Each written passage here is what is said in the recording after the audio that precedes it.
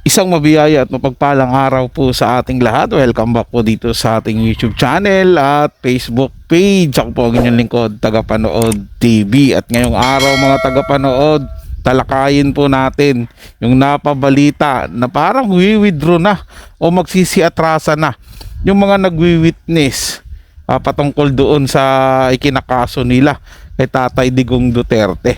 Dahil sabi nga ng abogado nila, tila nabubuli daw yung mga witness nila at napagsasabihan ng hindi magaganda. Parang natatakot po ata mga tagapanood. Paano ba namang hindi sila mabubuli? Karamihan po sa kinuha nilang witness nga AJK umano, biktima ng AJK umano, mga peki naman. Hindi po ba? Kaya matatakot talaga sila. Mapupuno sila ng bus dahil sila rin naman po ang may kagagawan. Sample lang po natin si Aling Sheila, mga tagapanood, di po ba na malinaw naman na namatay yung anak niya 2024 po. So sino ba naman yung mga tao na magugustuhan yung ginawa niya na para lang masabi at makaambag doon sa binuo nilang grupo na di umano'y biktima sila ng AJK, ng dating Pangulong Digong Duterte sa war on drugs. Ayan na, binandera niya yung anak niya na namatay lang last year. Kinontra po yan. O inano yan binara o tawag na itong binisto ng kapitbahay nila. Tapos sinang-ayunan din po yan, kinonfirm din po yan ng mismong punerarya na nagserbisyo doon po sa anak ni Aling Sheila. Pero ito po yung nakakapagtaka dyan mga tagapanood. Medyo may katagalan na rin pong nadiditine si Tatay Digong Duterte doon sa dahig. Pero ni isang beses, wala po akong nakitang nagrally ng mga biktima ng AJK. Mga lihitimo di ba may 43 doon? 43 lang puro yung record na di umano'y namatay na mga adik daw po umano. Yun lang po yung may kaso doon, 43. Wala po ako nakita doon na mga pamilya ng 43 na yun na sinasabi. O sige, sama na natin yung sinasabi nilang 30,000. Di ba wala pong pumunta doon sa Dahig Netherlands? Yung iba doon talagang magkukumahog na pumunta doon. Tapos talagang alam mo yung ilalabas nila yung sama ng loob nila, yung galit nila dahil nahuli na nga po yung pinagbibintangan nila. Di ba may ganun po? Dito nga lang sa Pilipinas, ganun po Hindi po ba mga tagapanood? Pero wala po tayong nakikita doon. Alam niyo po ba kung sino lang nakikita natin na nagrarally? Di ba?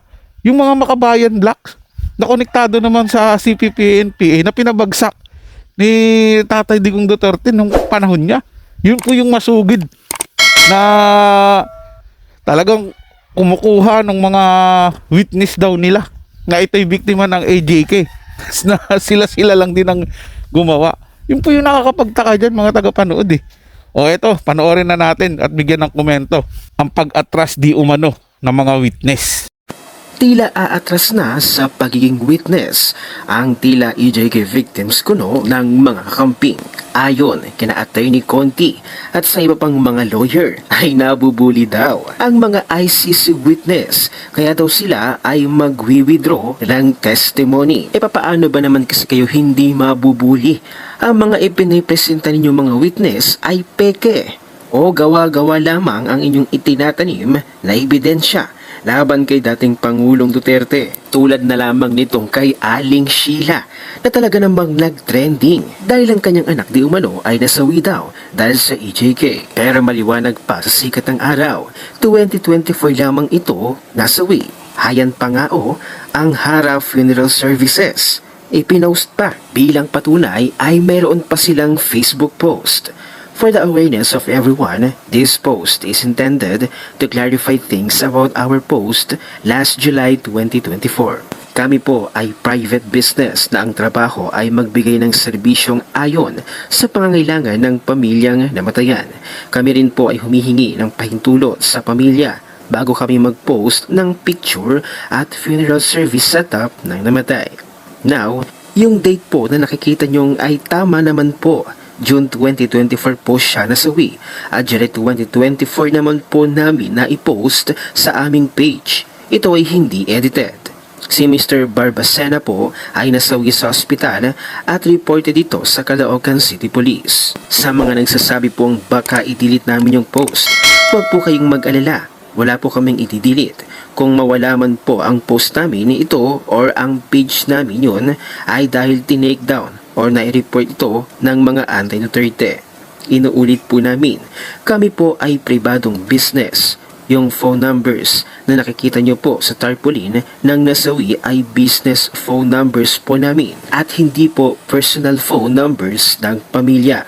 Sa mga nagpe-personal message po sa aming page, wala po kami sa posisyon para sumagot sa mga tanong dahil kami po ay nag-render lang ng funeral service sa namatay.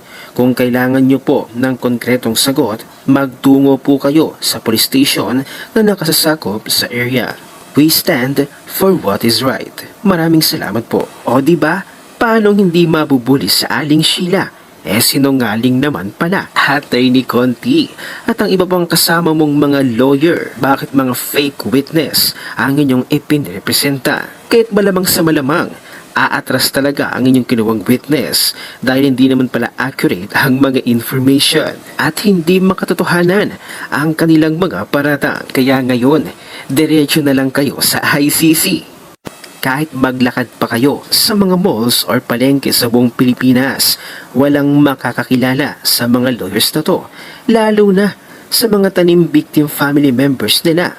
So paano sila kung hindi naman sila kilala? Paano sila mabubuli, Aver? Except for Aling Sheila? Ang babaw naman, Christina Etal. Grabing gaslighting naman pang international mainstream media talaga ang dating. Yan ang common modus ng mga makakaliwang grupo. Ang lakas manira ng mga kalaban na nasa gobyerno. Tapos pag pinatulan, victim. Teka, hindi naman yan sila mga makakaliwang grupo, diba? Diba? Hindi nga lang nila sinasalungat at kinokondena ang mga masamang gawain ng makakaliwang grupo. Bakit? Di ba pro-human rights silang lahat? So may mga grupo ang exempted gumawa ng karas at merong hindi? Ganon ba? Ang video na to mga tagapanood ay galing po sa channel ni Robin Sweet. Bisitahin po yung channel niya at paki-suportahan, subscribe po mga tagapanood. Dahil ito nga yung ginawa nung Makabayan Blocks na kahit na sinabi ng leader nila o ng founder nila na si Joma Season na itong Makabayan Block na to kasama yung Akbayan, yung Akteacher, yung Bayan Muna, yung Kabataan, yung kay Raul Manuel. So, marami po yan sila mga Makabayan Blocks, mga tagapanood na pinangalanan po yan, na member po yan or legal frontliner ng CPP-NPA. Sila po yung masugid na kumakalap na di umano'y biktima ng AJK, ng war on drugs ni Tatay Digong Duterte. At si din yun, mga nasa human rights na kunwaring nagtatanggol sa mga biktima. Yun ang mahalaga sa kanila yung mga addict pusher na mga namatay pero wala silang pakialam, hindi nila pinapansin yung biniktima naman ng mga addict at mga pusher na ito. Wala silang pakialam doon. Ang mahalaga, makuha nila yung panig na yung mga nabiktima na yun dahil mali daw ang pagpatay doon. Kala mo naman sila malilinis. Yun nga mga tagapanood, may punto naman dito yung binabalita ni Robin Sweet. Paano nga naman mabubuli yung mga witness nila? Hindi naman to kilala. Kahit nga maglakad-lakad yan sila kung saan-saan 'di ba? Ang nakakakilala lang sa mga yan yung mga mismong kapitbahay nila, kamag-anak nila. Pero yung ibang tao, hindi po yan sila kilala, mga tagapanood. So paano mabubuli yan sila? Hindi po ba maliban kay Aling Sheila dahil talagang sumikat siya ng husto? Dahil sablay po yung ginawa niya Diba? Biruin mo, sinali ba yun naman yung anak niya na nakaraang taon lang namatay?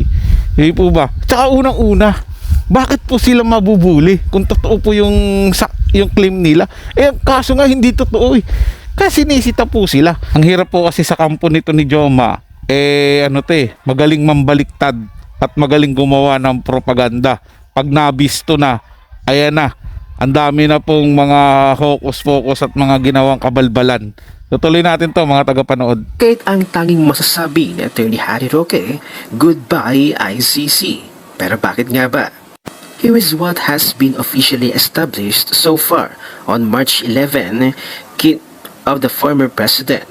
My reference is the preliminary findings report of the March 20, 2025 Senate Committee on Foreign Relations hearing. First finding. The Philippines has no legal obligation to arrest the former president and to turn him over to the ICC. There was no red notice, and what was received was only a diffusion notice. Likewise, there was no indication that the ICC even requested for the surrender of former PRRD or a request to extradite the Filipino leader. The Senate hearing further trashed the argument of the Justice Secretary that while the Philippines is not under the ICC jurisdiction, the individuals themselves are still under the ICC jurisdiction. International humanitarian law, customary law does not apply. IHL refers to war crimes and former PRRD is accused of committing crimes against humanity and not war crimes. Second finding, the Philippine government has decided to collaborate with the ICC to arrest former PRRD. Last Wednesday, April 2, 2025, ICC spokesperson Dr. Fadi El Abdallah categorically said that the surrender of Mr. Duterte was the decision of Philippine authorities. Even the New York Times published on March 20, 2025 that the Philippine public had prepared a secret 80-page plan referred to as Operation Pursuit on how to detain former PRRD. Third finding, there were glaring violations of the rights of former PRRD. There was no warrant issued by a Philippine court or a court order issued mandating that the former president be taken out of the Philippines against his will.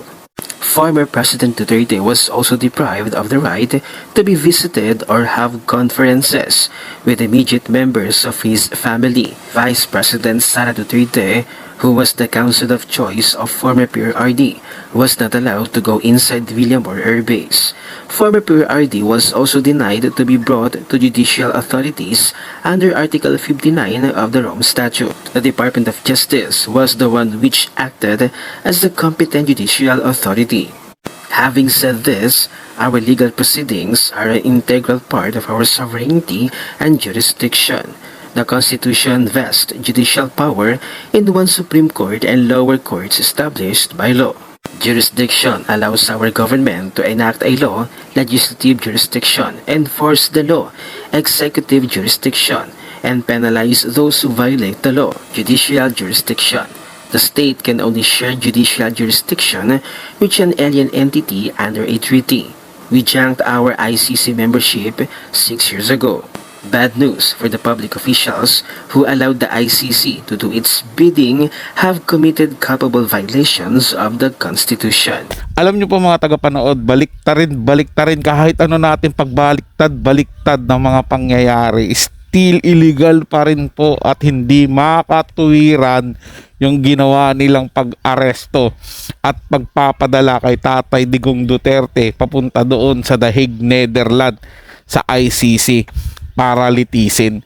Dito pa nga lang po sa bansa natin, sablay na po yung ginawa nila. Pagdating po doon sa ICC, sablay pa rin po ang nangyari. 'Di ba mga tagapanood? Na talagang ito'y malinaw po para sa akin, malinaw po ito na talagang gusto lang nila pabagsakin at sirain ang mga Duterte, lalong-lalo na po si Tatay Digong Duterte. Dahil nakikita nila na kapag nandiyan si Tatay Digong Duterte, lahat ng mga kalokohan nila diyan sa pamahalaan ay mabibisto. At bukod pa dyan, lahat po ng mga kandidato ngayon na didikit kay Tatay Digong Duterte ay panigurado po na makakakuha ng malaking boto. At dyan po sila nangangamba. Kaya ginawa nila yung bagay na matagal na nilang pinagplanuhan. Hindi po ba mga tagapanood? Unti-unti silang nahuhuli sa sarili nilang bibig. 'Di ba? Sa sobra nilang galing, nagpa-interview kaagad, nagbida-bida kaagad. Ang problema, biglang bumaliktad yung sitwasyon. Di kanya-kanya sila ngayong hugas kamay. Hindi po ba? Para silang naging si Poncio Pilato na. Ba? kita na nga yung kasinungalingan, pilit pa rin po nilang itinatanggi na sila na po yung unang umamin. Ako po'y naniniwala na matatapos din po ito, mga tagapanood, at mapapabalik sa Pilipinas si Tatay Digong Duterte. At ako'y naniniwala rin na mapapanagot yung mga may kinalaman sa illegal na pag-aresto kay Tatay Digong Duterte. Naniniwala po ako dyan dahil hindi naman po natutulog ang Diyos at lalabas din yung buong katotohanan. O lagi pong tandaan, lalong-lalo na po ng mga tansong talangka dyan at mga kakampet na ito'y komento lang at opinyon, wala pong personalan. At lagi rin pong tatandaan ng mga tansong talangka dyan at mga kakampon na kahit anong gawin yung paninira sa Duterte, still Duterte pa rin hanggang sa dulo. Maraming salamat po sa inyong panonood.